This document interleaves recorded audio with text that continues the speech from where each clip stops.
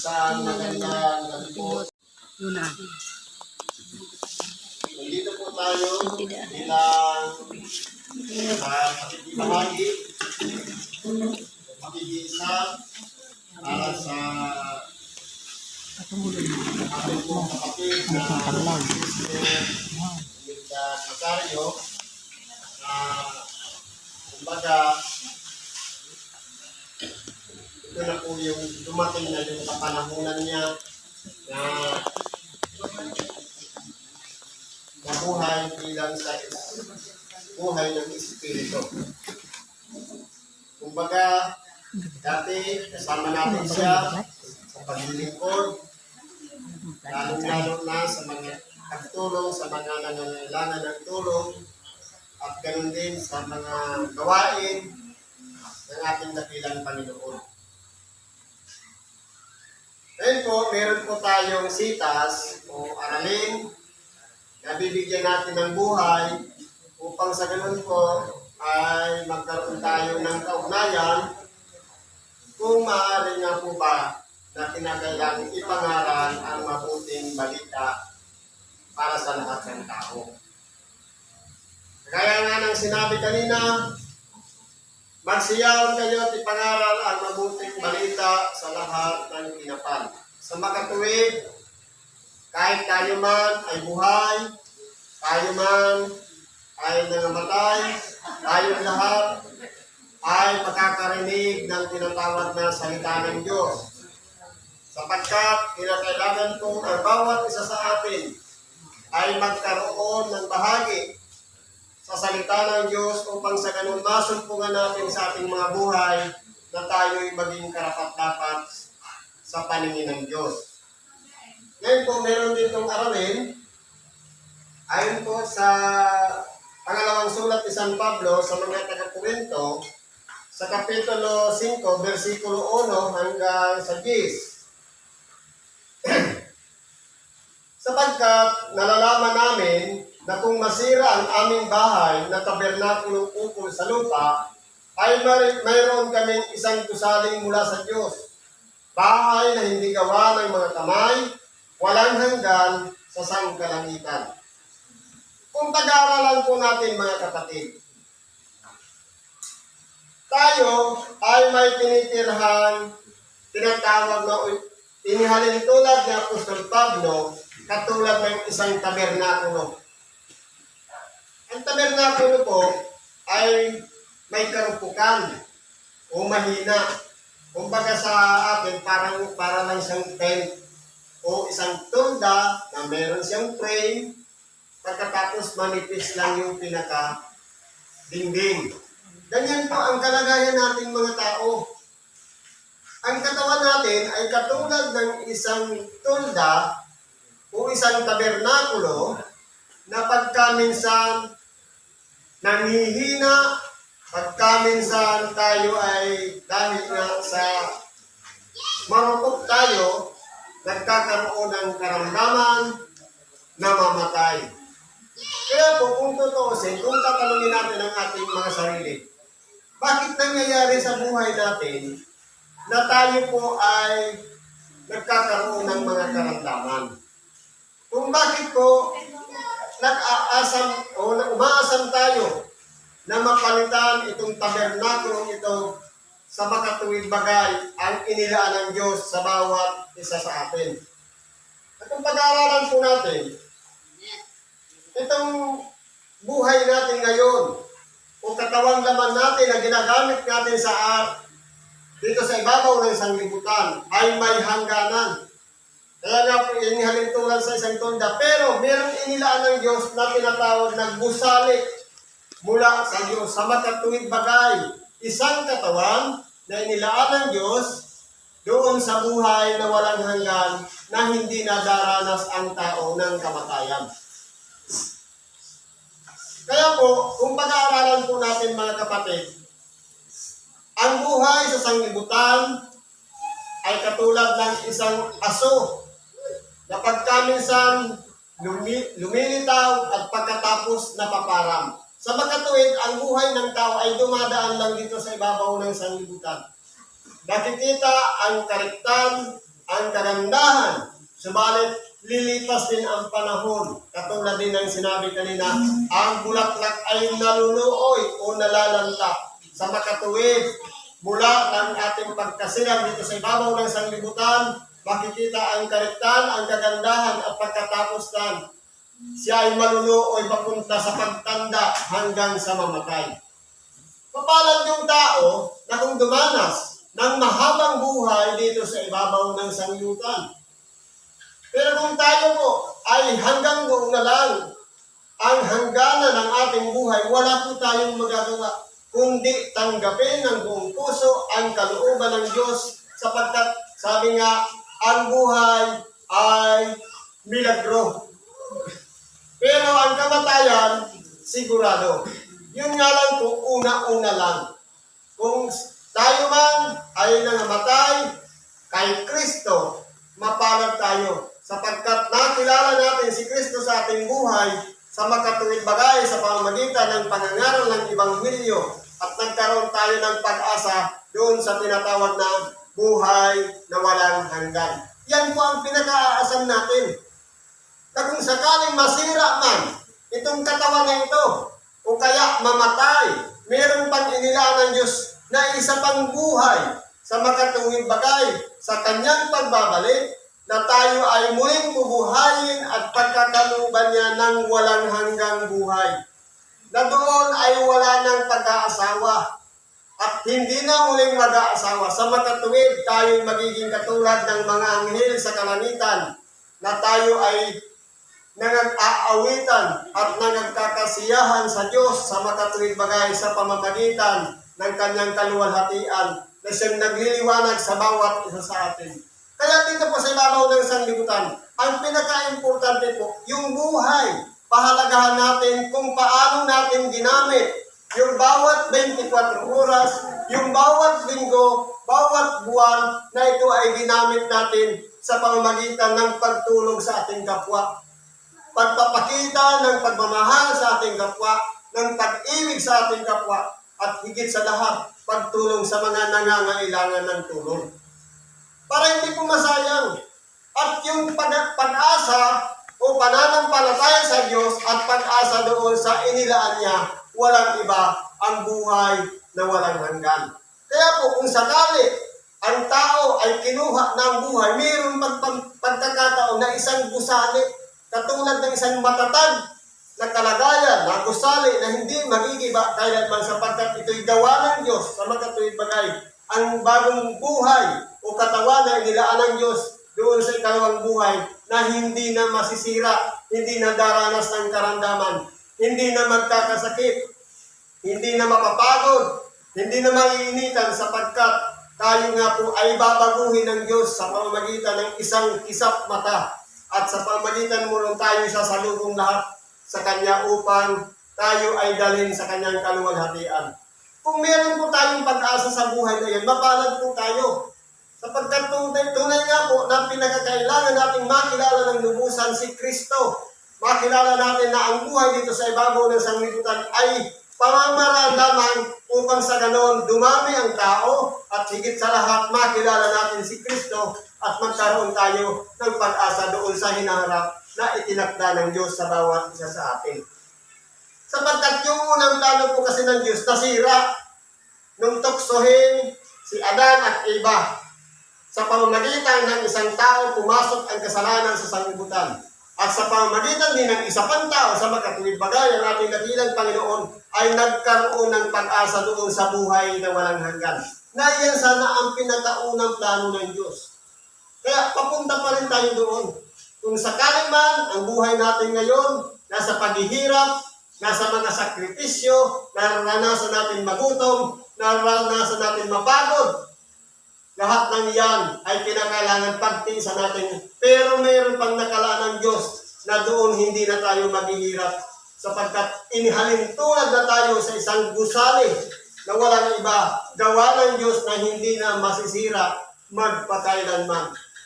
Kung ang buhay natin dito sa ibabaw ng sanglibutan, nagdadagdag lang ang edad, pero doon sa ikalawang buhay, wala na pong bilang doon ng edad sapagkat wala nang hanggan ang pinag-uusapan. Kaya po ang itinuturo dito, salita ng Diyos na nananatili hanggang sa walang hanggan. At ang buhay naman na itinakda ng Diyos, buhay na walang hanggan. Ibig sabihin, kung limitado dito sa ibabaw ng sanlibutan, doon sa ikalawang buhay, unlimited na po ang magiging kalagayan ng bawat isa sa atin. Lamang, dadanasin muna natin ang kamatayan. Sapagkat sabi sa ibang bahagi ng banal na kasulatan, maliban na ang butil ay mamatay, ay hindi siya mabubuhay. Sa makatuwid, yung inilagay ng Diyos mula sa sinapupunan ng ina at nabuhay dito sa ibabaw ng sanlibutan, kinakailangan munang danasin ang kamatayan at saka ipagkakaloob ang buhay na itinakda ng Diyos sa makatuwid bagay, ang buhay na walang hanggan. Ganyan po ang magiging kalagayan natin. Sapagkat tunay na sa ganito kami ay nagsisihibik na nagnanasang mabihisan kami ng aming tahanan mula sa langit. Totoo po, napakarami tayong mga bagay na kaya tayo nagsisihibik. Naranasan natin ang mapuyat. Naranasan natin ang mapagod. Pagkaminsan yung mga karamdaman na hindi mawala-wala. Dahil po na marutok ang ating katawan, may kahinaan at may kamatayan. Kaya kinakailangan kung maunawaan ng bawat isa sa atin na dapat magkaroon tayo doon sa pag-asa na tinatawag na buhay na walang hanggan. Yun po ang pinaka-importante sa atin. Na bagaman tayo nagsisibig sa ngayon, meron tayong pag-asa sa itinakda ng Diyos. Na kung mabihisan nga kami ni Yaon, ay hindi kami mga susumpungang hubad. Kung tayo po ay pagkalooban ng Diyos na mabihisan sa makatuwid bagay ng isang gusali na walang iba, gawa ng Diyos o buhay na walang hanggan, hindi na po tayo masusumpungang hubad. Sa makatuwid, tayo ay magiging karapat-dapat sa paningin ng Diyos dahil sa pagsunod natin sa kanyang kalooban. Sapagkat tunay na kaming na nasa tabernakulong ito ay nagsisibig na nangabibigatan. Hindi sa dinanasan naming maging hubad, kundi dinanasan namin kami bihisan upang ang may kamatayan ay lamunin ng buhay. Kinakailangan kung meron lang tayong isang pag-asa.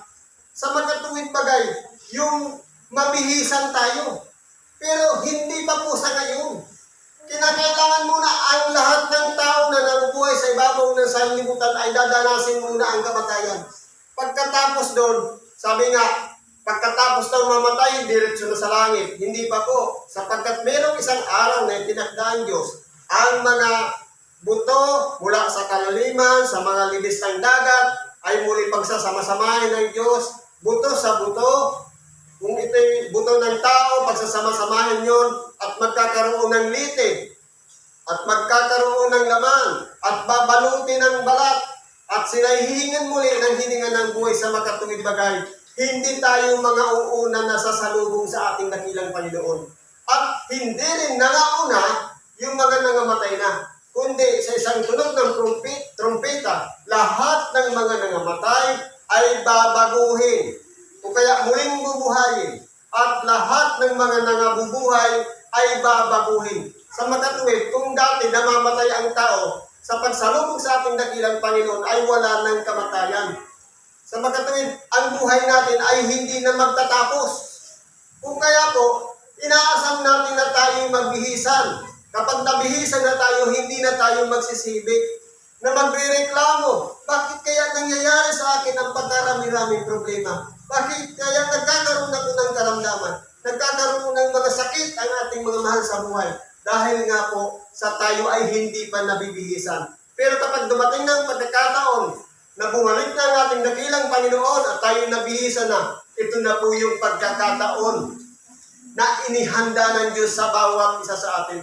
Pero, kinakailangan muna nating magtiis sa ngayon sapagkat kanya-kanya po tayong panahon. Pero darating ang pagkakataon sa pagbabalik ng ating dakilang Panginoon na kapag sinuko na siya ng kanyang ama, ayon sa itinakda ng kanyang ama sa kanyang pagbabalik, ito na po yung pagkakataon na tayo'y magbihisan at pagkakaluban niya ng buhay na walang hanggan. Kaya po, huwag tayong magsawa sa paggawa ng mabuti sa ating kapwa. At ganoon din, manampalataya tayo sa Diyos at higit sa lahat, magkaroon tayo ng pag-asa doon sa hinaharap na itinakda ng Diyos sa bawat isa sa atin. At hindi lang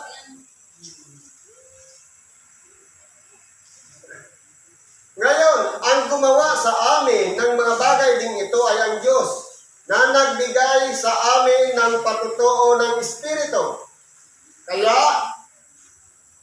nga kami laging malakas ang loob at nalalaman namin na samantalang kami ay nangasa tahanan sa katawan ay wala kaming sa harapan ng Panginoon. Totoo po, bagaman tayo ay nabubuhay dito sa pamamagitan ng katawan ito, tayo ay nag-aasang na tayo ay babaguhin ng Diyos.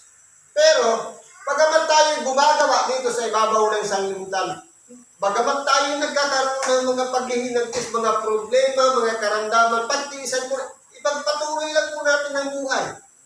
Kung tayo man ay napapagod, nabibigatan, nahihirapan, nagsakripisyo, nagdaramdam, lahat ng yan pagtitiisan muna natin. Sapagkat hindi pa tayo sa harapan ng Panginoon. Sapagkat nagsisilakan kami sa pamamagitan ng pananampalataya, hindi sa pamamagitan ng paningin. Dapat po ang pagbatayan natin, hindi yung sa nakikita, kundi yung pananampalataya na isang bagay na mula sa atin parang nagtutulak na naniniwala tayo sa pag-asa doon sa buhay na hindi pa natin nakikita. Sa pagkatuwid, ang pananampalataya ay ang paniniwala at ang pagtitiwala sa mga bagay na di nakikita. Kaya po, hindi pa natin nakikita ang magiging kalagayan natin sa inaharap. Pero tayo'y nag-aasam. Tayo'y nagkakaroon ng pag-asa. Ano po ba ang dapat natin gawin para makamit natin yun? Kinakailangan po, sundin natin yung pamamaraan na tinuro ng ating dakilang Panginoon. Siguro hindi natin malalaman paano papunta doon. Sinabi ng ating dakilang Panginoon, ako ang daan, ang katotohanan, at ang buhay.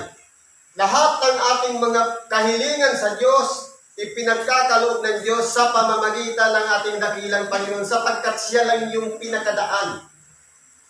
Kung hindi natin idadaan sa ating dakilang Panginoon ang ating mga panalangin at mga panghibig sa Diyos, hindi po yan pakikinggan. Sabi pa rin, siya ang katotohanan. Kung tayo man po ay namulat sa mga maling aral, lalong-lalo na doon sa mga mapanghikayat na gawain dito sa ibabaw ng sanglibutan, sa makatuwid bagay, mga makasanglibutang bagay, masusumpungan natin ng katotohanan sa pamamagitan ng pakikinig ng salita ng Diyos na nagpapatotoo ang ating dakilang Panginoon na siya mismo ang katotohanan. Masusumpungan natin at ang katotohanan ang magpapalaya sa bawat isa sa atin. At sinabi rin, siya ang buhay. Sa pagkatuwid, siya ang nagbibigay ng pag-asa sa bawat isa sa atin. Na sa panahon na magtiwala tayo sa ating dakilang Panginoon, sa panahon na sumampalataya tayo sa Kanya, tayo po ay magkakamit ng buhay. Pero kinakailangan laki pa natin ang gawa sa pamamagitan ng mga pakikiayon natin dito sa mga kapwa natin sa ibabaw ng sanglibutan. Tulungan natin yung mga nangangailangan ng tulong. Idalangin natin yung mga nagsisipag-usik sa atin. Lalong-lalo na yung mga kaaway natin. Lalong-lalo na yung mga tao na nangangailangan ng tulong. Bagamat hindi sila lumalapit sa atin, pero kinakailangan natin silang idalangin. Nang sa ganon, makatulong tayo sa kanila. Sapagkat dito sa ibabaw ng sanglibutan, hindi po dapat natin binabatay sa paningin lamang. Na kumbaga, kung ano yung nakita, yun lang doon lang tayo mananalig. Dapat manalig tayo sa mga bagay na hindi pa nakikita, sa makatuwid bagay. Yung pag-asa doon sa buhay na walang hanggan na tinakda ng Diyos, sa makatuwid bagay, ang pagtiwala natin sa ating dakilang Panginoon. Na malakas ang loob namin, ang sabi ko, at ibig pala namin ang mawala sa katawan at mapasatahanan na kasama ng Panginoon. Tayo pong lahat ay nag-aasam noon. Sapagkat, kumbaga, ang buhay natin dito sa ibabaw ng sanglibutan, kung pag-aaralan po natin, paulit-ulit lang naman. Kung ano yung dinanas ng ating mga magulang, dadanasin din ng mga anak. Yung mga sakripisyo, yung hapdi ng araw, yung mapagod, yung lahat ng mga pinagtitiisan natin sa paghahanap buhay, Pero yan ay kinakailangan pagtiisan natin. Dahil tayo nga ay nandito pa sa ibabaw ng sanglibutan. Sapagkat tayong lahat ay kinakailangan mahayag sa harapan ng hukuman ni Kristo upang tumanggap ang bawat isa ng mga bagay na ginawa sa pamamagitan ng katawan ayon sa ginawa niya, maging mabuti o masama. Nangangulugan po, tayong lahat ay mahahayag sa harapan ng hukuman ni Kristo. Depende po sa ating mga ginawa. Kung tayo ay nandaya, makikita po yan sa harapan ng hukuman ng ating dakilang Panginoon. Kung tayo po ay nanloko, kung tayo po ay nang-api, kung tayo ay nagpahamak sa ating kapwa, o kung tayo man ay nahabag sa ating kapwa, tayo po ay nagtulong sa ating kapwa, o kaya gumawa tayo ng kabutihan sa ating kapwa, depende po yan sa mga ginawa natin. Kaya po tayo hatulan, depende po sa sarili nating mga gawa.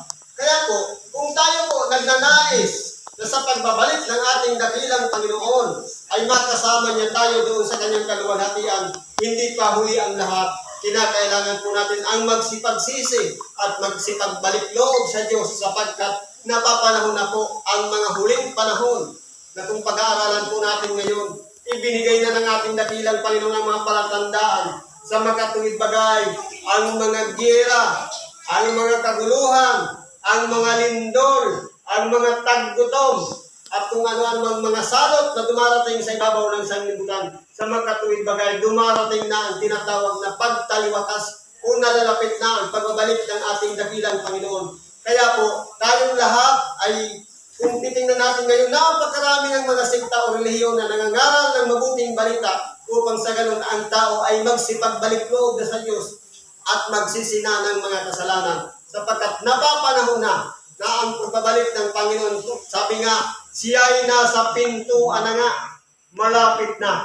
Kaya po, habang may panahon pa, habang binibigyan pa tayo ng pagkakataon na magsipagsisi, tanggapin po natin ng buong puso ang salita ng Diyos at mabuhay tayo ayon sa kanyang mga aral, sampalatayanan natin yung pinanggalingan ng mga utos, unang mga salita ng Diyos sa makatuwid bagay ang ating dakilang Panginoon at magkaroon tayo ng pag-asa doon sa kanyang pangako na tayo'y makakasama niya doon sa buhay na walang hanggan.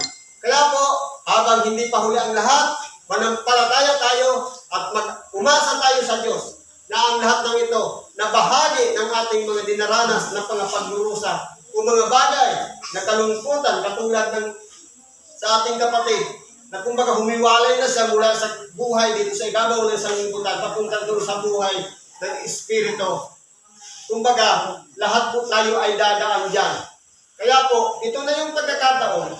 Kung una-una ang buhay, yung mga nangabubuhay, mas maigi pa yung bago dumating yung huling kapanahonan natin o bago malagot ang ating buhay, kinakailangan po tayong lahat ay masumpungan natin na tayo magsisi ng ating mga kasalanan at sa ganun magkakaroon tayo ng pag-asa doon sa buhay na walang hanggan. Yan ang muna ang mabibahagi natin sa oras na ito. Salamat at pagpalain tayo ng Diyos at purihin natin ang ating dakilang Panginoon.